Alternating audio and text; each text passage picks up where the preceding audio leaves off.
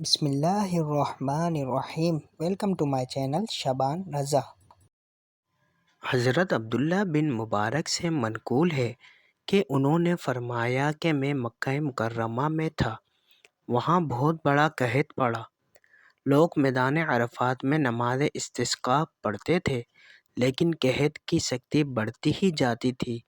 ایک ہفتہ اسی حال میں گزر گیا۔ اگلے ہفتے میں لوگ جمعہ کی نماز کے بعد پھر عرفات کی طرف نکلے۔ میں نے ان میں ایک سیاہ فام کمزور بدن آدمی کو دیکھا۔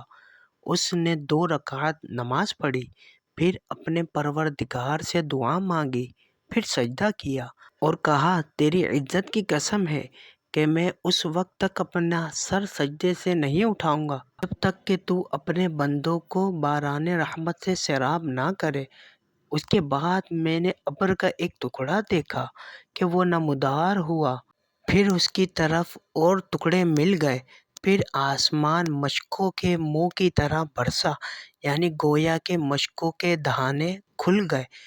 اس کے بعد اس نے اللہ تعالیٰ کی حمد و ثنا کی اور واپس چلا، پس میں بھی اس کے پیچھے ہو لیا، یہاں تک کہ اس کو دیکھا کہ وہ ایسے مکان میں داخل ہوا جس میں ایک بندہ فروش ہے، پس میں واپس چلا آیا۔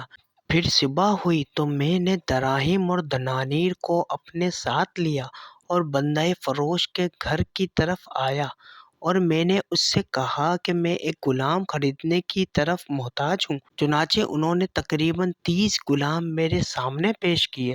میں نے اس سے کہا کہ ان غلاموں کے سوا کوئی اور غلام بھی باقی ہے؟ اس نے کہا ہاں، ایک منحوس غلام اور باقی ہے جو کسی سے بات نہیں کرتا۔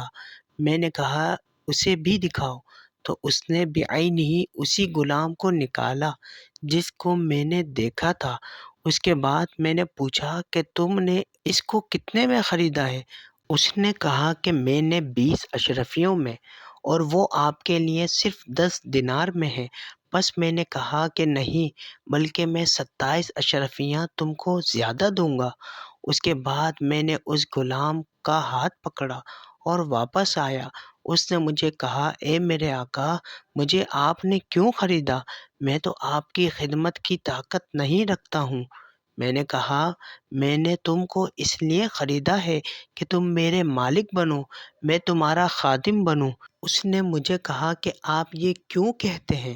میں نے کہا کہ کل میں نے تم کو دیکھا کہ اللہ تعالیٰ سے تم نے دعا کی، اس نے تمہاری دعا قبول فرمائی ہے۔ میں نے اللہ تعالیٰ کے نزدیک تمہاری بزرگی پہچان لی۔ اس نے مجھے کہا کہ واقعی آپ نے ایسا ہی دیکھا؟ میں نے کہا ہاں۔ اس نے کہا کہ کیا آپ مجھے آزاد کر دیں گے؟ میں نے کہا تو محض رضائے الہی کے لیے آزاد ہے۔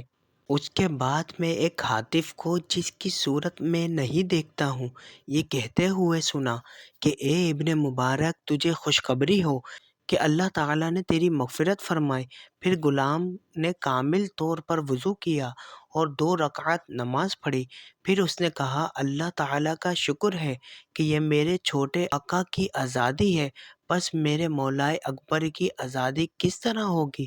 پھر دوبارہ وضو کیا اور 2 رکعت نماز پڑھی، پھر اپنے ہاتھ آسمان کی طرف اٹھائے اور کہا اے خداوند، تو خوب جانتا ہے کہ بے شک میں نے 30 برس تک تیری عبادت کی، اور میرے اور تیرے درمیان عہد تھا کہ تو میرا پردہ فاش نہ کرے گا، اور اس وقت تو نے اس کو فاش کر دیا، لہٰذا میری روح قبض کر کے مجھے اپنے پاس بلا لے۔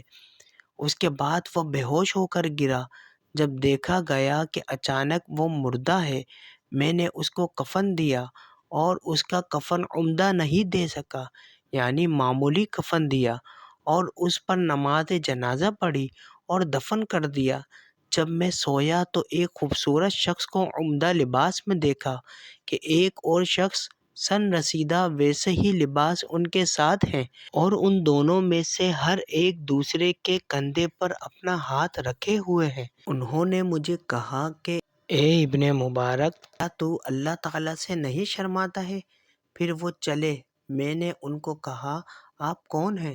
انہوں نے کہا میں اللہ کا رسول محمد صلی اللہ علیہ وسلم ہوں، اور یہ میرے باپ حضرت ابراہیم علیہ السلام ہیں۔ میں نے کہا کس طرح میں اللہ تعالیٰ سے نہیں شرماتا ہوں حالانکہ میں بکثرت نماز پڑھتا ہوں۔ انہوں نے کہا کہ اللہ کے اولیاء میں سے ایک ولی مر گیا اور تم نے اس کو اچھا کفن نہیں دیا۔ چنانچہ جب صبح ہوئی تو میں نے اس کی نعش کو قبر سے نکالا اور نہایت نفیس کفن میں اس کو کفنایا، پھر نماز جنازہ پڑھی اور دفن کر دیا۔ اللہ تعالیٰ اس پر رحم کرے۔